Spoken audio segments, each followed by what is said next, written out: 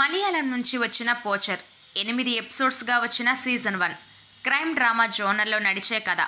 మంచి మార్కులు కొట్టేసే నిర్మాణ విలువలు, లొకేషన్స్, ఫోటోగ్రఫీ హైలైట్, నిదానంగా సాగే స్క్రీన్ ప్లే, సాదాసీదాగా సాగే సన్నివేశాలు. అలియా భట్ నిర్మాణ భాగస్వామిగా వ్యవహరించిన ఈ కథను కొన్ని యథార్థ సంఘటనల నుంచి తీసుకున్నారు. ఈ కథ పరిధి చాలా విస్తృతంగా కనిపిస్తుంది. ఎందుకంటే అడవిలో ఏనుగు దంతాల కోసం వాటినే వేటాడేవారు లోకల్గా ఉంటే, అంచెలంచెలుగా ఈ నెట్వర్క్ను నడిపిస్తున్నవారు ఎక్కడో ఉంటారు. అందువలన ఈ చివరి నుంచి ఆ చివరి వరకు పోలీస్ టీం అన్వేషించవలసి ఉంటుంది.